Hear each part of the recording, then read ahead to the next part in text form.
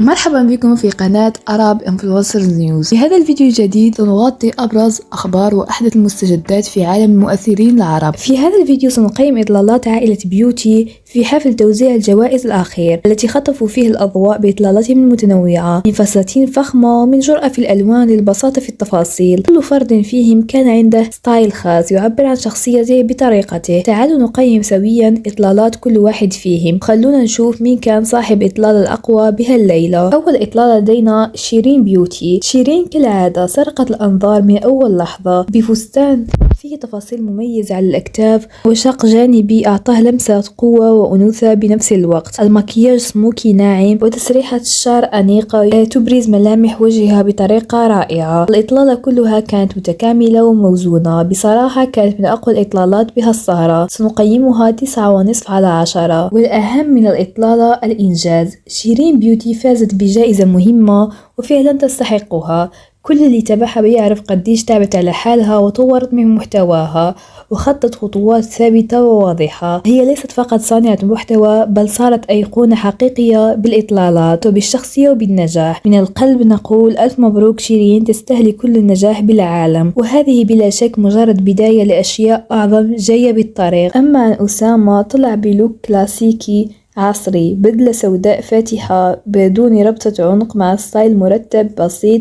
الإطلالة كانت مناسبة ومرتبة، بس كنا نتمنى نشوف شي خلينا نقول واو. أقيمه 7.5 على 10. الآن سننتقل لإطلالة نارين بيوتي. نارين اختارت فستان أسود ملكي مطرز بتفاصيل براقة خفيفة مع فتحة أنيقة أعطته لمسة كلاسيكية فخمة.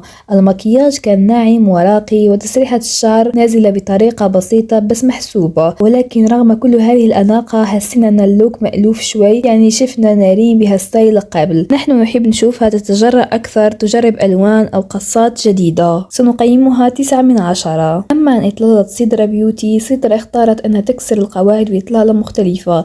بدل ما تروح على فستان تقليدي، لبست بدلة بيضاء أنيقة بقصة عصرية ومكياج نيود بسيط. اللوك كان واثق مرتب ويعكس شخصية قوية. أحب لما أشوف شخص يختار شيء يمثل شخصيته فعلا، مش بس الموضات. سأقيمها 8.5 على 10. أما عن إطلالة شيرو اختار البساطة الأنيقة ببدلة سوداء كلاسيكية وقميص أبيض مع تسريحة شعر مرتبة وحذاء جلدي فخم. اللوك كان محترم راقي وكل شيء بمكانه، لكن كنا نحب نشوفه يضيف لمسته التميز مثل إكسسوار صغير أو لون مختلف بالمنديل. سأقيمه 8 من 10. أما عن زوجته شهد نزل بإطلالة فستان بلون الأحمر الفاتح، تصميمه انسيابي وناعم مع تطريزات خفيفة تعطي لمعة بدون مبالغة. اللوك كان هادئ، مكياج ناعم وتسريحة بسيطة. البعض حسه آمن شوي، بس صراحة البساطة أحيانا هي مفتاح الجمال. سأقيمها 8.5 على 10. أما عن جلال، حب يروح للكاجوال ستايل، لبس قميص أسود وبنطلون أسود غامق. اللوك كان مرتب وعصري، بس بما أنه حفل رسمي كان ممكن يضيف قطعة رسمية تعطي اللوك فخامة أكثر. سأقيمه 7.5 على 10. أما عن أم شيرو، كالعادة مثال على الرقي والأناقة. لبست فستان طويل بلون الأبيض مع تطريز ناعم يعبر عن الذوق العالي. المكياج كان خفيف والتسريحة بسيطة بس مثالية. الوقار والأناقة كانوا واضحين بكل تفاصيل الطلة. سأقيمها 9 على 10. وآخر إطلالة لدينا هو